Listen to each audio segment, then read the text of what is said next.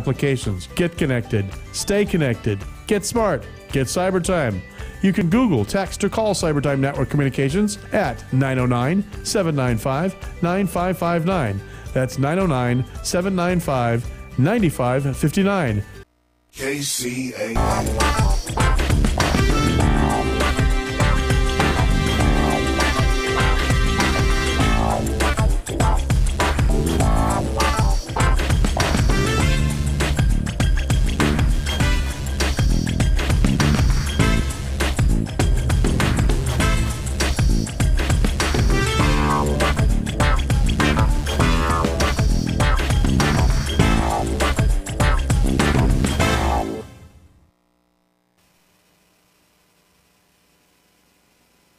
Welcome back, everybody. I'm Jeff Barton, your voice in the mortgage industry, 888-713-2929. That's our telephone number. If you pick up the phone and give us a call, we can talk to you right now about mortgages, about securing a mortgage for you. Hey, it's spring buying season, and I know there's a lot of people out there buying properties, or at least looking at properties. Depending on the area you're in, depending on the type of property you want to buy, yeah, their inventory is a little slim. I know I'm taking buyers out right now myself.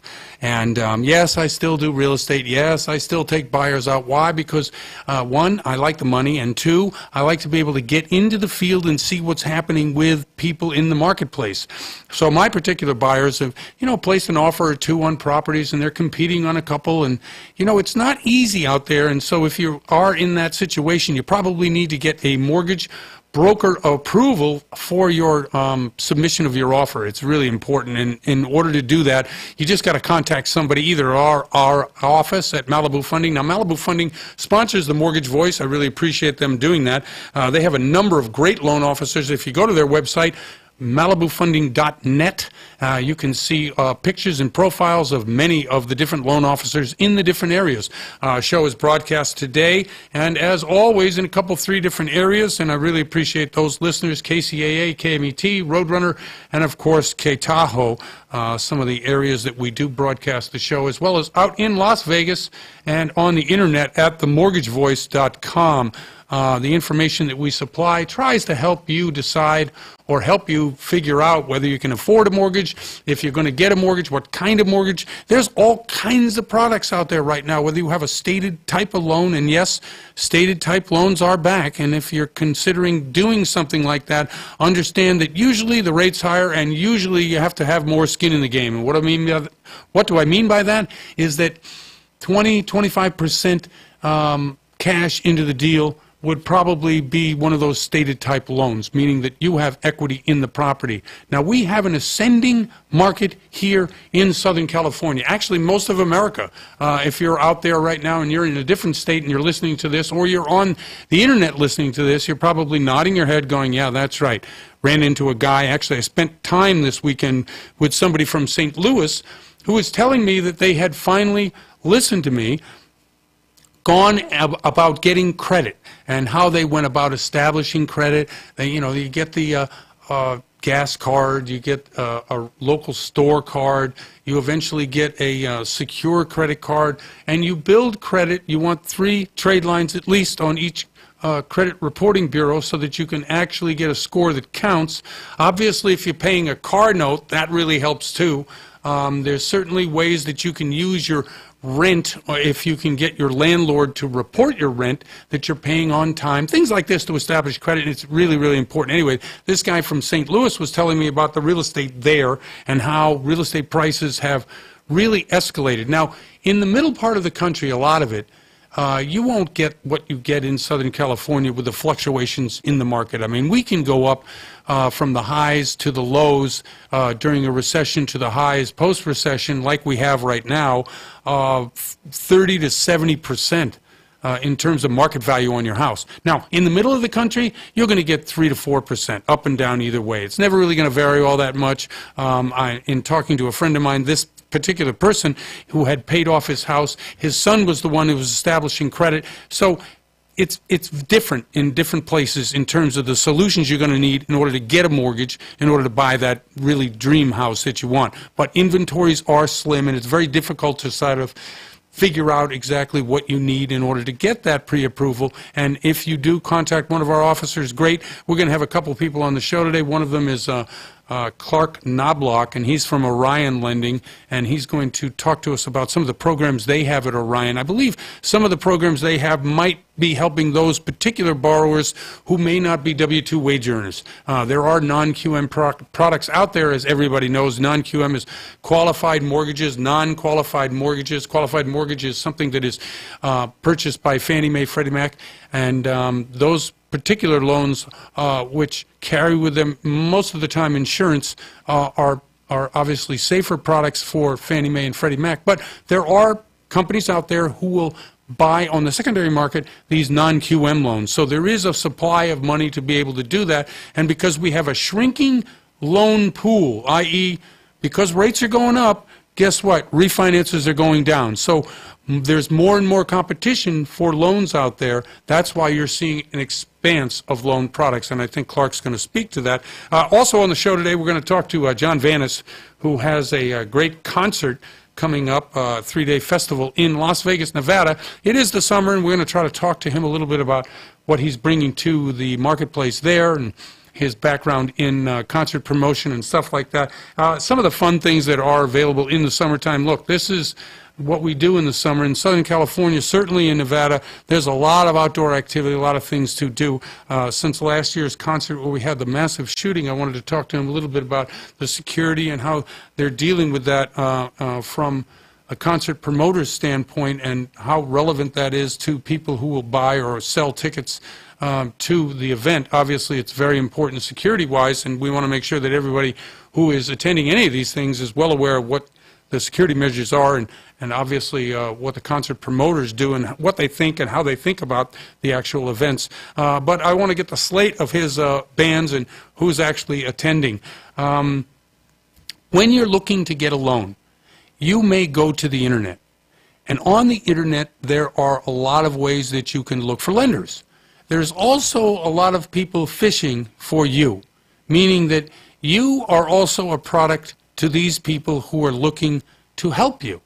I.e., I heard about a situation with a lender and with a broker here in Southern California. And what happened, the borrower was fished, was basically solicited through a website which said, we can help you get a loan. And the borrower went to there, and the person who they spoke with on the phone, once they got into contact with them, told them that they could help them get the documentation that they needed in order to secure a loan for a house. These were people who were, English was not their first language. They were looking to obviously buy a loan. They could afford the monthly payment, but they could not prove enough income to be able to qualify for a Fannie Mae loan. As we were just talking about, Fannie Mae loans are more secure, they're insured, and they're less likely to draw attention on the secondary market to anybody who is possibly looking to audit the file. Well, this particular broker had a file audited, and the documentation that was provided to that particular borrower through this contact that they made online, right? So the borrower's looking to buy a house. They're from someplace else, or they're first generation, and they're here and they're excited about buying a house, and someone comes to them and says, look, I can get a loan for you, and I'm going to help you do that by giving you the documentation to be able to do so. So what happened in the file, once the file funded, it gets obviously audited some years later. The investor looked at the file and said, look, none of these companies that you say you worked for exist.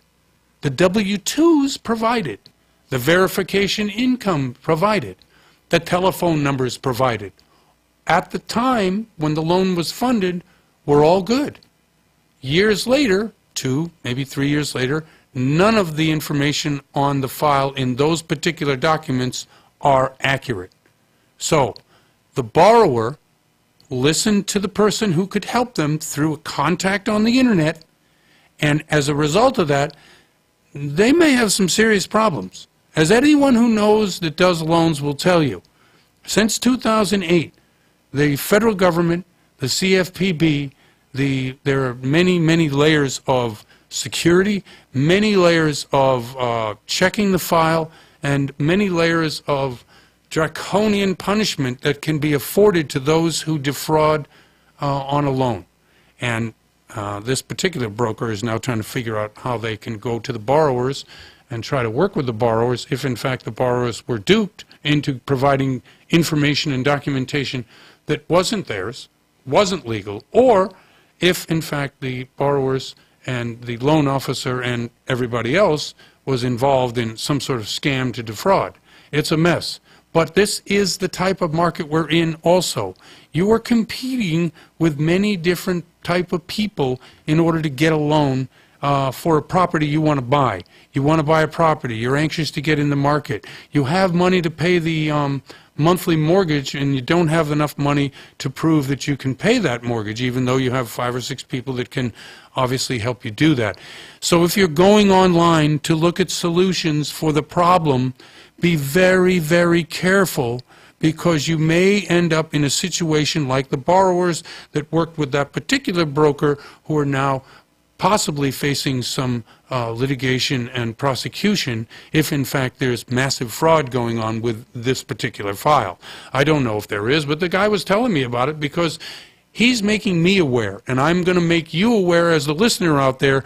Be very wary of online people who say they can do something that you know you can't prove via either documentation of the particular job that you're in or by bank statements that you can provide for deposits.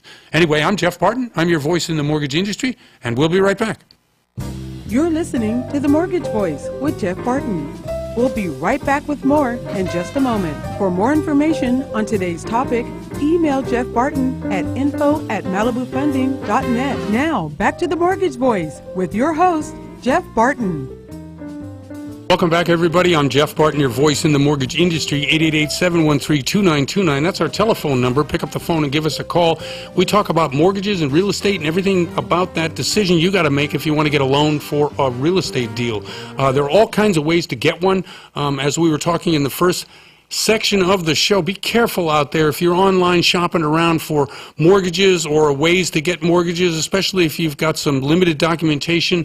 A lot of fraud going out there right now, and so I just want to make sure that everybody listening to the show has that heads up. Make sure that they're not involved with any of that, because it carries unbelievable consequences. $1 million fine, 20 years in jail, and that's the minimum. Okay, so it's a very, very serious thing, and I just want everybody to be aware of that. If you want to see us, go to themortgagevoice.com, and you can see this show as well as the Las Vegas Real Estate Show, which airs. We've got a lot of new episodes up, so if you go there and see the shows, really be excited, because we have some terrific information, great guests, and everything else that goes along with this. My Twitter handle is @Jeff6493. Email is info@malibufunding.net, and of course you're hearing me on the radio, so if you ever want to get in touch with me, you can do so via our website, which is www.malibufunding.net. Malibu Funding, NMLS number 79620. They're the sponsor of the show. Really appreciate them doing that. And again, thanks for listening. Okay, fun part of the show. We occasionally get great guests on the show who talk about some great events or things that are going on. We usually call it our entrepreneurial section of the show, but in this case, I've known John Vanis for many, many years, and he is now a concert promoter out in Las Vegas for this summer. And I wanted to bring John on the show just to talk a little bit about it, kind of bands he's doing, and how that's going. John, how are you? Hey, I'm doing great, Jeff. I want to thank you for that great intro. And everybody that wants a mortgage definitely should give a call to you. Hey, thank you. Good plug. I like that. All right, let's talk concerts. Tell me what it is and when you're doing it. Hey, well, this May 18th, 19th, and 20th, we're producing a show called The Love-In. Okay. In Las Vegas. It's in Craig Ranch Regional Park. And for information, you can go to our website, www.thelovein.org. And it shows the complete lineup of all the artists. Friday, the gates open for camping. There'll be some light entertainment Friday night. Saturday, the gates to the main festival grounds open, and we have live music, over 10 bands on Friday? Saturday. And also on Sunday. Saturday's venue is alternative rock. Sunday is classic rock. And we've got some really great artists coming. Okay, give us a teaser. Don't leave it out there like that. Who? Give us some name bands. I mean, is it local bands? Is it somebody, a national band? What is it? Well, we've got some nationals. for example, on Saturday, we've got Ziggy Marley. Yeah. Because this is a combination music and cannabis education festival. Okay. I don't know how everybody in your audience feels about cannabis, but Well, it's legal in California. It's legal in Nevada, so we're all in the same boat here. Yeah, that's great, Jeff. That's great. I'm going to let Michael, my partner, Okay. tell you a little bit more about it. Go ahead, Mike. Hi, Mike. How you doing? Excited, glad to be on here. Yeah, things are coming together. We have a great event coming here. Really just we want to put something together that's accessible to everyone. We love the idea of getting together over the summer. There's a lot of great festivals out there. Yes, there are. We want to do something that's was maybe a little bit more accessible, a little bit more affordable, bring the family together. So we're doing something great. It's a lot of fun. We have tons of daily activities, lots of fun artwork to play around in, some great vendors coming out, some incredible food. It's just going to be a good time. So you guys, again, need more details on that, check out the website. Again, that's www.thelovein.org. That's TAGLOVEIN.org. And, it'll be a great time, great weekend. Okay, let's address the elephant in the room. Obviously, Las Vegas had a horrible situation last summer. And security is always at any event, whether it's a football game, whether it's, the local, community event that you're doing, or a large concert like you guys are planning out there in Vegas. Give us an idea of the security and the surrounding and some way to make people feel like this is going to be not only a great event fun-wise, but also a safe event. Well, safety is our number one concern, and we're working very closely with the police department to provide security. The area is gated. Everybody that comes in will be wanted. There will be no weapons of any kind allowed into the festival grounds. There are no high-rises. It's actually the old city golf course, so we have like a half square mile of land. Okay. And the perimeter is all secured, guarded, and there's security driving around the whole exterior of the event to make sure that there's no problems arrive. So it's safety is the greatest concern we have. Okay, so you have an event. It's going to be in May, and security seems like you guys know what you're doing and working with the police. And by the way, the police department out there, from my knowledge and also working with them as well, they're pretty good, pretty easy to work with, and obviously since last summer, they're also very thorough. Oh yeah, yep. Oh yeah, they're very professional. They're right on top of the issues. They know Right. exactly what we need to do, and we're working with them in a partnership. So, in fact, tomorrow I have to be in Vegas to meet with the chief of police again to finalize all the security issues. Okay, so how are ticket sales going? Are you guys killing it? What are you doing? Oh, I wouldn't say we're killing it, but if they're moving along quite well, this is right. The last month and a half is when ticket sales really happen. And I really appreciate you putting us online and on air, Jeff. It's going to help out immensely, I'm sure. Well, you know what? I love helping, if I can help, if you call it that. Obviously, this is an event that is a local event in Las Vegas. We do this show, obviously, for the Las Vegas market, as well as the Las Vegas Real Estate Show, which I think we can have you on as a guest probably in about 2 weeks, as we talked about, just because I think people have to understand that when you have a horrible event, you still have to move on. You have to be trusting of the people running the event as well as the local law enforcement to be able to protect and be able to have you all have a good time. Now, in regards to that, mixing marijuana, are you selling alcohol on the premises? You got beer tents and things like that? There'll be beer, wine, and also cocktails. Great. There will be no cannabis sold at the event. Okay. That is illegal in Las Vegas. And also in the state of Nevada. But there'll be lots of people there providing information about the benefits of cannabis medicinally, and I think getting the word out to the public is an important thing. No, I agree with you 100%. I mean, when we talk about the non-high portion of the hemp plant or the marijuana plant helping in pain, whether it's in creams or other things, helping cancer patients, all kinds of things that particular product can help with, the getting high part. Now, it's funny. I attended a wedding in San Diego over the weekend, and people from out of town came in, and they were just blown away by the fact that you could just walk down the street into a store and purchase whatever you wanted to, and they they basically really enjoyed their time here in California. So, is it going to be a situation whereby you're going to have people obviously partaking? It's a concert. I mean, I assume it's going to be open. How many stages are you going to have? We have 2 stages, Jeff. Okay. They're right next to each other, and music will run solid 12 hours on Saturday and 11 hours on Sunday. So wow, it'll be a great event, yeah. Now, is that a holiday weekend? That's all live music. Yeah, no, I get it. Is that a holiday weekend? No, it is not. Okay, and so... it's Armed Forces Day. Okay. But, yeah, we're going to have a benefit for the Veterans of Foreign Wars. Okay, that's great. Yeah. No, Vegas, that's big, and so I assume that will obviously be a moment of silence or whatever you're going to do surrounding that event for those. I don't know if you're aware, in Vegas they've got a program called Vegas Strong that developed after the massacre up there, and the city has really come back strong, just like their slogan says. Yeah, you know, I do know something about it. We've had a number of people on the TV show talk about it. The Vegas Strong, the funds available for people who are victims. Yeah, it's, you know, it's something like in all cities, whether it's San Bernardino, and by the way, we're on the air in San Bernardino, Riverside counties, which are just a hop, skip, and a jump from where the concert's being held, so you should get some activity either to your website. Do you have a phone number in case people want to get in hold of you by phone? Yeah, 760-974-6112.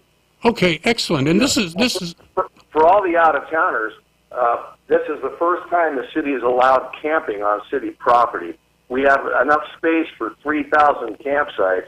That'll hold 12,000 people. Wow. And it's all safe and secure. They can bring their motor home, they can bring their tent and sleeping bag, or they can sleep in the back of their pickup. But yeah. It's going to be quite a party, and I'd love to invite everybody that's listening to come and enjoy the show. It's priced moderately, and you can, again, go to our website, www.theloveend.org, to get all the information you need. John, thank you very much. And is it Mike, your partner? That's right. Mike, thank you very much, both of you, for coming on, promoting the event. I love it. I can't wait to go myself, and I really appreciate you spending time with us.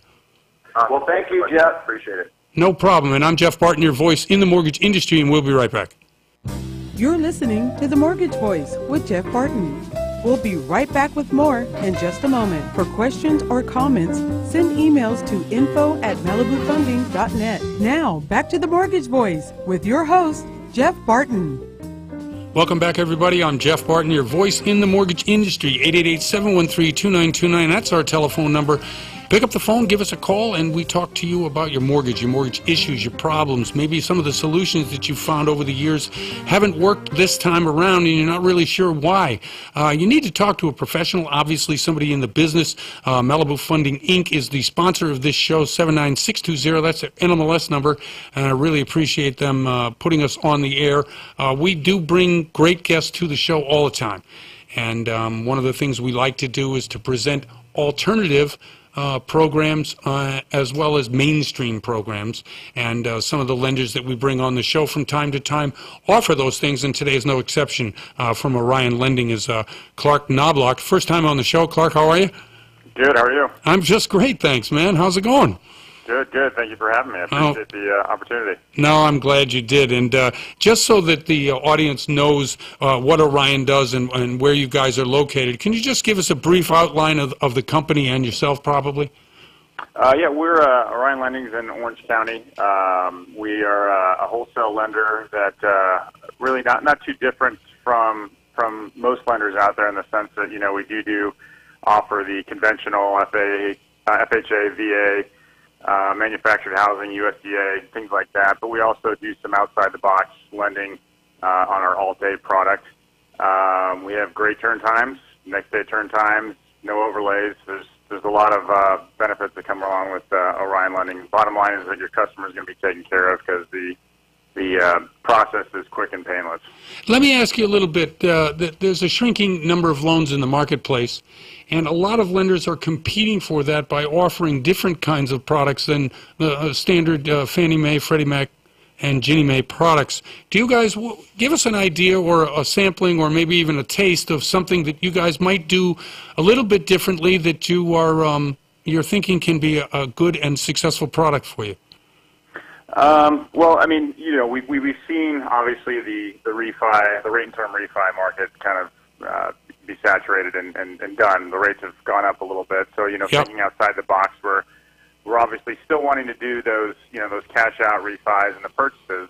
If those are, you know, those are few and far between as well. But you know, there's those borrowers that have in the past not been able to qualify because they're self-employed.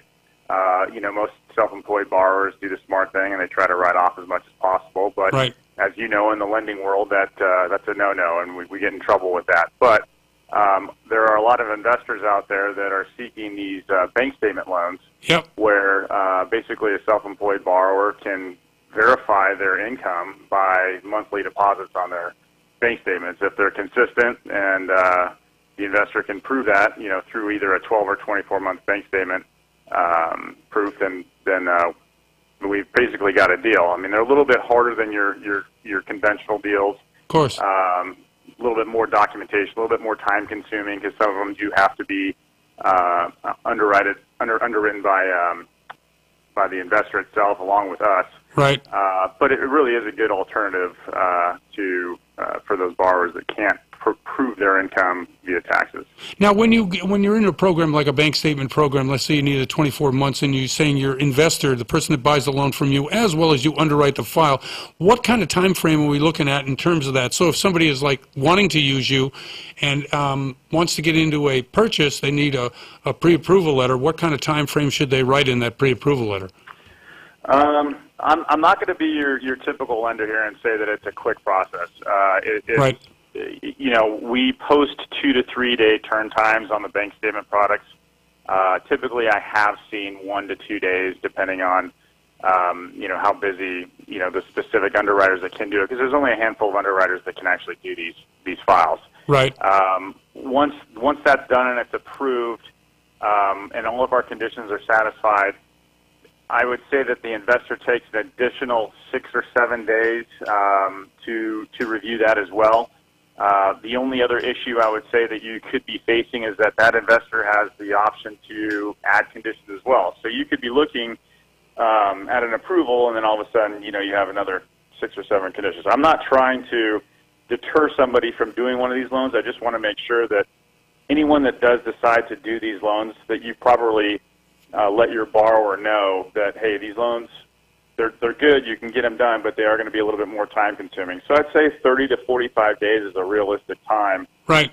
We actually don't even allow a lock to be done until the file is actually approved.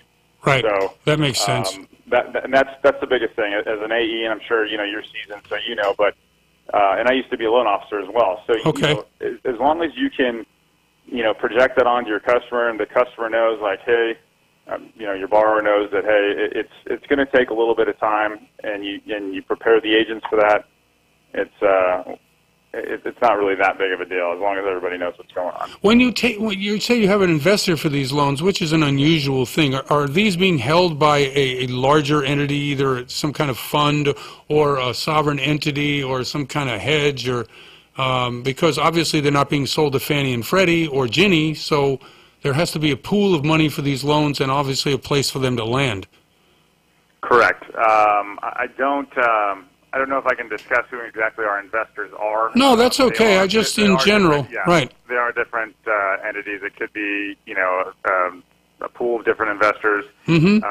They are, you know, for example, we had. I've been to a couple different lenders in the last 6 years, and this is my second lender that did these alt products, and SG Capital happens to be one of those investors that purchases these loans. I know they're a pretty common one. So I see. We actually have another one coming on board. There's a ton of these guys out there, by the way. Right. So it's you know, they all have different guidelines. They all have different nuances. They all some of them are really strict and don't offer exceptions. Some of them do offer exceptions on certain things.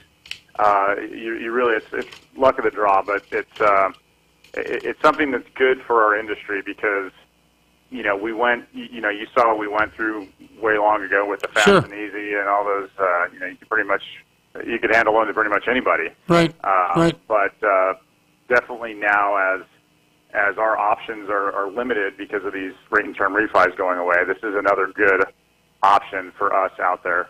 Yeah, there was a great article today in Mortgage News Daily, and it talked a lot about how big banks have found a different way to do subprime lending. Now, obviously, the word subprime brings back all that memory of what happened. Not negative connotations. Absolutely right. And what you're calling alt properties, yeah, that's what they were called before they were called subprime. But right. the reality of these types of loans and the way that they have to be done in order, look, let's face it, if we're in a downturn in a certain way when it comes to doing rate and term refinances, right? If we're off 40% on those type of loans, a lot of lenders out there need to churn or need to be able to have loans in order to keep the doors open. Obviously, we're 18 months, 2 years away from the next recession, or whenever it is, we're going to have a reduction in rates and we're going to have more rate and term refis. That's just the way the mortgage market works. So to keep people employed, to keep them going, you have to have new products in the market in order to make up the difference of the loans we've lost. Is this the way that not only your company, but if you can prognosticate about the industry, is this what's happening? We're going to have more of these type of loans available than less? I think it's trending that way. The reason, and I'm sorry to go back on this, but the reason why I don't like the subprime connotation to it is a lot of these programs have minimum FICO scores. Right. And the majority of them are around 680, 700. We do have one that goes down to 600. So, if you think about the subprime days, I mean, we were doing loans in the fours almost, I want to say. So, right. and these are people with, historically they needed some work done on their credit. They didn't, really show the ability to want to pay debt back. These I think are almost opposite. These are just obviously we're trying to lend to people with, good credit scores, show the ability to pay debts back, but, just have done things a little bit differently on their taxes. Right. So, I think we're going to see a lot more of that. I don't think it's going to trend towards necessarily the subprime, like back in the day subprime. Right, stated income, that kind of stuff. Right. I mean, I'm starting to hear, stated income Me too. coming around Yep. again. Yep. I haven't gotten any details about that. I'm really interested to hear, and I think some even have it. I think Angel Oak or somebody has them. I'm not sure. Well, I think they're because they're equity driven, right? So you have 35% into the property. I mean, what's the downside for the lender? Right. Any of these borrowers that have just an enormous amount of assets, reserves. I mean, there's, it's going to be more centered around risk, I think. Right. For all these lenders. Of course. And it's just going to be a total package thing, just like how DU does it. DU looks at the total aspect of a loan, and if it makes sense and it shows that it's low risk, I think there'll be a lot of investors out there that do it, and there'll be different ways to do it. Hey, if someone... I just don't know the details on it. Clark, if someone wanted to get a hold of you, how would they do that? Best way is to call me on my cell, 818-612-7246. I also do a lot of work by email. People prefer that, which is CKNOB as in boy, LOCK @orionlending.com. Always available for any questions. Hey, thanks very much. You know what? I really appreciated you coming on the show. Great information, and appreciate your time. Thanks very much. Appreciate it, sir. Thank you. Okay, great. And this has been Clark Knobloch from Orion Lending. I'm Jeff Barton, your voice in the mortgage industry. We'll be right back. You're listening to The Mortgage Voice with Jeff Barton. We'll be right back with more in just a moment. For more information on today's topic, email Jeff Barton at info@malibufunding.net. Now, back to The Mortgage Voice with your host, Jeff Barton. Welcome back, everybody. I am Jeff Barton, your voice in the mortgage industry. 888-713-2929. That's our telephone number. You can call us. You can also email us, info@malibufunding.net. You can see us on YouTube. If you go to YouTube, you can look up Real Estate, Jeff Barton, Real Estate Voice, the Real Estate Voice. And don't ask me why we've changed it from our website, which is the mortgage voice, but apparently that's what our marketers have figured out is the best way to do it. So either way, you can see what we're doing here on the radio show each and every week. We put this up, and we're really happy with it because we're getting a lot of information to people in ways that it's easier for them to either see it, hear it, download it, podcast it, however you want to get the information to you. I've had a couple of great guests on the show today. One, a concert promoter, John Vanis, and his son, Michael, out in Las Vegas. It's going to occur in May. And we just had Clark Knobloch on from Orion Lending, and Clark was great because he was honest about the process of certain types of loans. And off air, I was telling him a story about a particular lender that we were working with at Malibu Funding, and I want to thank Malibu Funding. Their NMLS number is 79620 for sponsoring the show, the Mortgage Voice that we're on now. But when we were talking to Clark off air about this other particular lending and how this other particular lender, they just weren't honest about the process going forward. They were so intent on corralling, snaring the loan that they were unwilling to be truthful. And when confronted with their particular omission, they denied that they ever had that conversation. And of course, three of us witnessed the conversation, and I specifically asked the person, I said, well, that particular aspect of the loan doesn't seem right to me. Are you sure? And the person, yeah, and everybody's been in that situation whereby you make sure you get a verbal and you have witnesses. And what does it mean at the end of the day? It means that we have to not do a particular deal with this particular lender because of the omission that they made and the lie that they told, and we have to take the loan somewhere else, which really hurts the borrower, and that's the main issue here. What is the concern of the borrower? That's what we should be looking at, and which we have. So we need to move the loan to somebody who will have that particular aspect of the loan in place so that we can move forward, get the loan closed. Luckily, this particular person is not on a time frame. It is not a purchase contract. And by the way, most of the loans being done, I would say 65 to 70% of the loans being done nationally right now, all purchase loans. We are coming into purchase season. Clark was talking about some of the loans that are being done or considered to be done, stated loans, and everybody hates that word, stated loans. We're not quite sure what the matrix is. I'm not sure that they're going to be comfortable in certain types of lenders or investors. I don't know what the loan is or how it's being done. But one thing I know is true. We are in an ascending market. If the fundamentals of this particular market are better than the last fundamentals in the market, which were obviously propped up by bad loans, bad mortgages, I don't think that's the case in this particular market. Why do I say that? Because what we have here for an historical amount of time is credit scores above a certain number, 640, I think. We have a good percentage, probably 75 to 80% above 700. Now, this gives you a history of the borrower who's making the payment, meaning that they are consistent over a long period of time of making payments to the particular investor or loan officer, not loan officer, the investor or the lender that they got the loan from. And this has been going on since really 2010 when the loan business turned. It turned around. At the time, we were doing predominantly purchase and refi, and we were doing FHA, probably 65 to 70% FHA. Well, right now, today, we're probably only doing 30% to 35% FHA, most of it conventional. Although we are seeing a larger percentage of the loans out there, which are these non-traditional products, either the non-QM product or some kind of hybrid bank statement loan, some aspect of equity-only loan, meaning that lenders like Angel Oak or Citadel or Velocity or Athos,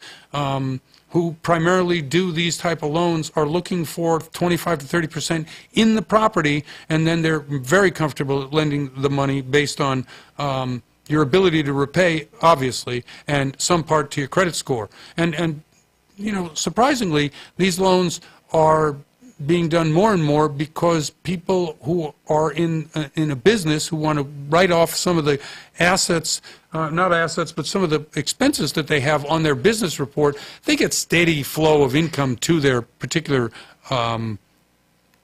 bank accounts, but what they really need is the ability to use the deposits as a way by which to secure the ability to repay. And so those type of lenders, those lenders that I just mentioned, the 4 or 5 of them, they're the ones who are doing it. And we're seeing a surprising, as I said, number of loans being done with them. Angel Oak has really blown up. They're national now. I remember when Eric Morganson came on the show, I don't know, about 4 years ago, we had a conversation, and he was just breaking into Angel Oak, and they were trying to establish a footprint not only here locally in Southern California and in Nevada.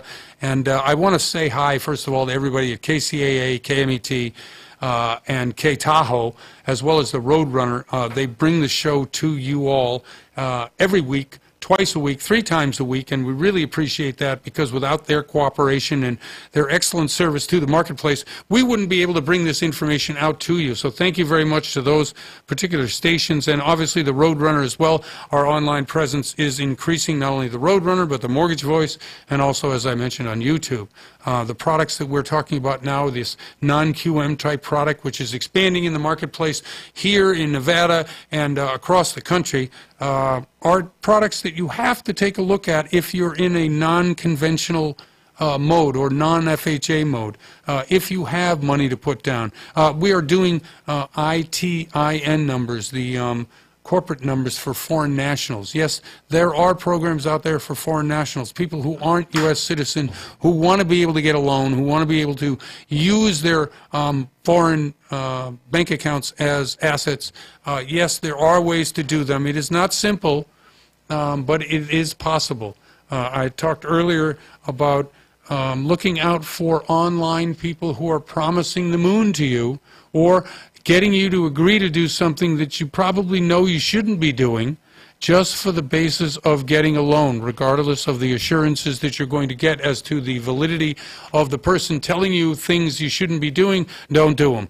Don't be insane. It carries with it incredible penalties, as well as, jail time. So in regards to all that, make sure that obviously the documentation you're providing to the loan officer, even though they verify them, it's not always 100% in terms of, I can't tell you if you're in a conspiracy to be able to defraud me, the lender, an investor. It's very hard to check that until you get down the line and really dig into it. So, yeah, you might be able to get away with it initially, but you'll eventually be caught, and then the FBI is involved in a bunch of other things. So because mortgage fraud is not necessarily on the rise, but it's something to be aware of, especially in a market where we've got high competition for properties out there in the marketplace where you want to buy. You want to buy a property, and you want to get in there, and you want to own part of America, part of the American dream, whether it's, your first home or your 15th home. Yeah, you want to get in on it, and you want to make sure that you can secure that property for yourself, for your family, or for an investment. I understand the desire to be able to do things that you may not want to do, so just heads up, don't do it. Call me and let me know what you're planning on doing, and I'll talk you out of it. Believe me, and the number here is 888-713-2929. You can always call me. You can always email info@malibufunding.net, because you got to know that, look, I know renting is hard. It is. And when you see rents going up the way they have, we were talking about rents in certain parts of the city based on where rents were 5 and 6 years ago. I mean, doubling the rent, yeah, no problem. $3,500 for a house, yeah, all over.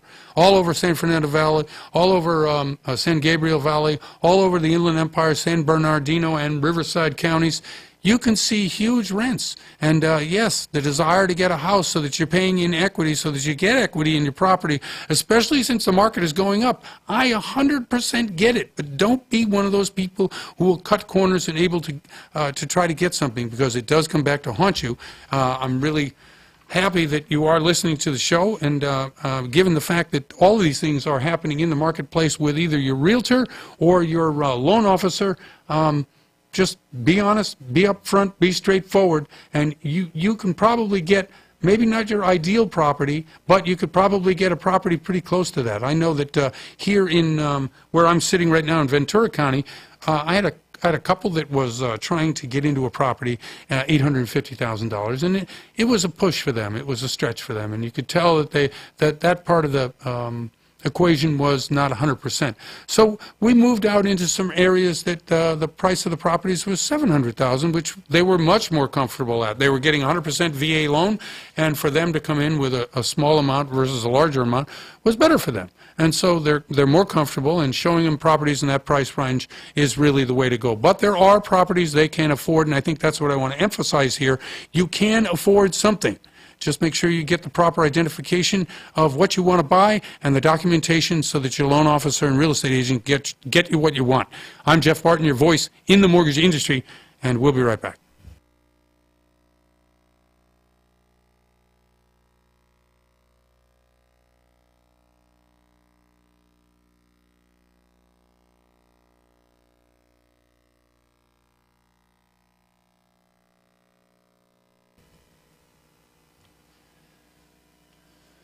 Welcome back, everybody. I'm Jeff Barton, your voice in the mortgage industry, 888-713-2929. That's our telephone number. Pick up the phone. Give us a call. We can help you with all kinds of things that you need questions answered. I know that I'm taking buyers out. I'm talking to borrowers. I talk to loan officers, to account executives all day long, every day. And all they do is ask me questions about what's going on with my business. I had a call today from a lender who said, hey, listen, how do I get to more and more of your loan officers so they can give me business? And I said, you know what? You're preaching to the choir. I ask them that all the time. How can we get more business? Well, one of the problems about that is that you begin to, as a loan officer, as a consumer, and you go to the internet and you look up stuff and you begin to trust what's on there. And a word to the wise, be careful what you're looking for online because, you know, like fake news, there's a lot of fake going on in the internet, and I don't want to give a percentage, but someone was telling me 50% of the stuff you see there is not true, and I would say that on my Facebook account it's probably the same thing. You see reports and you see things that look official, and you see advertisements, either paid or unpaid, and you just got to be absolutely careful. One of the things that I'm going to talk about is CFPB, and the issue of their complaint report comes out every year. I want to bring Darrell in to ask him a couple of questions just about the CFPB, of course, is the Consumer Finance Protection Bureau, and it's headed up by Mulrooney. This particular article is by Barbara Mishkin, and she writes it about the complaints every year. Darrell, how many complaints do you think the CFPB receives every year? I'm sure that there's some are legitimate and some are not. So give me a number. How many do you think? 15,000. The official number for 2017 was 320,200 complaints. Not 201, but 200, which, again, it's a number. We should throw another one over the fence just to throw them on. Yeah, exactly. So of these 320,000, so you're breaking it up by 12, and you're figuring, okay, so it's about 28,000 a month. It's about 1,000 a day. So is it like Dancing with the Stars, where you can vote up to 10 times I don't know. It's funny you say that, because I too agree. I mean, that seems like a lot, but when you consider of the credit transactions that take place with your credit card, with people calling you for debt collection, for mortgages, it's anything related to finance. Oh, okay. It's really not that big a deal. Okay, with credit card and stuff, yeah. Right, exactly. Okay, so 81% were received through the CFPB website, 5% via telephone, 8% via referrals from other agencies and regulators. Do they get a kickback on those referrals? Just an idea. Anyway, so of the complaints, it breaks down into categories, and I gave you a couple there, but the largest one, what do you think the largest one with 100,000 complaints is? It's got to be credit cards. Debt collection. Really? Debt collection. Oh, the people that call. Yeah, yeah. You owe me. 5 o'clock in the morning. Right, because you know what happens if, let's say you have a charge-off, and everybody knows what a charge-off is, right? Okay, so you haven't paid a bill, you're never going to pay the bill. The company gives up on you. Yeah, they give up on, and the report on your credit report says charge-off. Yeah, write-off. Yeah. However, that particular bill never dies. Well, there's still someone that will get something if they can get you to pay it. Correct. So they sell that debt. So here is 100,000 people who are complaining, probably a lot of them on charge-offs or mortgage debt or some other bill that was once on their credit report, is now being harassed to death because they haven't paid the bill that's either charged off or the company who was owed to gave up on it but sold the debt to some company to go out and collect. I had a weird one last week, right? Okay. I've got 2 home phone numbers still, but 10 years ago I switched them over to Verizon. They're on modems. They're not a hardwired, AT&T line. Right. And I got a call from a collection guy somewhere in the Midwest that said that I still owed AT&T a couple of $100. Right? I said, I don't have an AT&T account. And he says, well, this is from a while back. I said, how long is a while back? 13 years ago. Right? Okay. And I said, well, provide me some information. Yeah, right. Send me a copy of the bill, and I'll take a look at it and make sure it's legitimate. He goes, oh, you were sent a notice at the time. I said, 13 years ago, sent a notice at the time. I said, send me some information. He says, that's water under the bridge, my friend. You were well aware of this debt. Please just send me a check. I said, first of all, I'm not an idiot. Second of all, maybe there are people, that under these circumstances will write you a check based on you just saying that they owe you money. Oh, just give me your credit card, sir. We can take care of it right now. But I'm not one of them, right? Right. So unless you can prove to me with some sort of paperwork that I owe you this money, go on to the next guy. Leave me alone. Go on. And they got a list in front of them. Of course. And you're just the next guy on the list. Right. Smile and dial. Have fun. That's unbelievable. Have fun. And you know what? I assume that a lot of this debt, especially a debt like that, is purchased for pennies. Oh, of course. Never heard from him again. No, and you won't. No, he's done. He's basically, if he's a one call closer. Right. He had no proof that I even owed the money. No, he's just a guy on a phone. Now, there are a lot of scams in Florida dealing with old people. Oh, that's horrible. Guys on the phone saying, hey, you owe the money. Hey, you need to pay me right now. Hey, we're going to shut off your water, your power. Hey, if you don't, same like this. I'm from this agency or I'm from this gas company. It's just awful. And especially the ones where people call and say, hey, Grandma, is this Andy? Yes, this is Andy. I'm out of the country and I need wire me this money. Yeah. No, but these kind of scams by these debt collection people. Oh, it's horrible. Awful. They're awful. Okay, so that's basically 100,000 of the complaints of the 320 are on debt collectors. Still. Most of them are just unethical. Unethical and just, my son, and I've told this story last week, he's getting out of college and he's going to get a job. Most of the people that want to hire young people with history degrees, okay, my son chose a degree which really, most history degrees go back to get their MBA, either that or become a lawyer or teacher. Or, they do research for companies. That's what history majors are good at. Right. If you need that kind of background information, if you need somebody who does research. Anyway, so 3 out of 4 of the jobs he's already been offered are, you're on the phone. Yeah. You're on the phone either asking for clients or collecting money for clients, or on one of them, he said, well, why didn't you tell me it was a telemarketing job? And the guy said, because you wouldn't have called. Yeah, exactly right. Okay, so the next one, clocking in at 84,500 complaints. What do you think the next one is? It's got to be, load. It's something about interest rates. What you said, credit reporting. Yeah. Basically, issues on their credit report. And if you're out there right now, and there's freecreditreport.com. There's a number of ways that you can see what's on your credit report. Can't you get a free transcript of your credit report once a year? That's yourself? like from a company like freecreditreport.com. Yeah. There's a number of them out there, and if you see stuff on Credit Karma. Yeah, all that stuff. And I'm not endorsing any of these companies because, quite frankly, I have the ability to see mine because I'm in the business and I'll be able to see what is on my credit report, especially if I refinance or whatever else I have to do for my own property. But if you're out there and you're wondering what's on your credit report and you find out through one of these free credit reports that stuff's not right and it's not on there and you try to get it off. Now, it's a pain to get it off. You got to write the 3 agencies, not the agencies, the credit reporting bureaus, Equifax, TransUnion, and whatever the other one is, the one that got everybody in trouble. That was Equifax. Experian. Right? Experian, yes. Thank you very much. That's the one.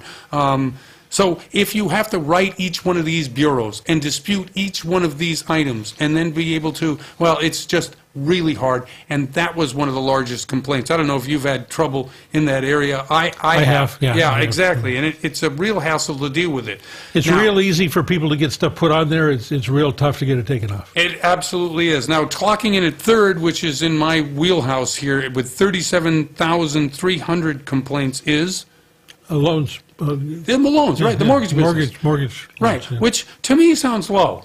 I don't know why, it just does. It just... Well, how many loans are processed a year? Well, millions. Oh, so by a percentage, that's pretty low. That's pretty It's like a tenth or a hundredth of a percent. I think even lower than that. Yeah. And I think that is a testament to the industry and how it's really cleaned up its act on the front of the it's loans. highly regulated as well. It's unbelievable. Much more so than than credit cards or credit bureaus. Absolutely. Or debt collectors. Any of Right. those companies are not as regulated, and it's not a federal regulation, even though it falls under the CFPB report. I think it's really important to understand that mortgages have state agencies, federal agencies, and they have the individual industry itself, all the lenders who are regulated, who are either lending the money or giving you a loan or purchasing those loans. They're all regulated really heavily, and it's very important for them to maintain that integrity of the front end of the loan, and that's why I believe, now it may sound like a lot, but it's really not. A lot of integrity, a lot of paperwork. Right, exactly right. A lot of oversight. Hey, Daryl, thanks for jumping in. And by the way, if you wanted to see this consumer finance report from the CFPB, you can go to Mortgage News Daily. There's an article on it today, and they've actually just stopped issuing them quarterly. They're going to do it yearly. Anyway, I'm Jeff Barton. Thanks, Daryl, for jumping in. I'm your voice in the mortgage industry, and we'll be back next week. Thank you. You're listening to The Mortgage Voice with Jeff Barton. For more on today's topic, visit www.malibufunding.net. KCAA Loma Linda, 1050 AM, 106.5 FM, and now 102.3 FM. Your NBC Sports Radio update starts now.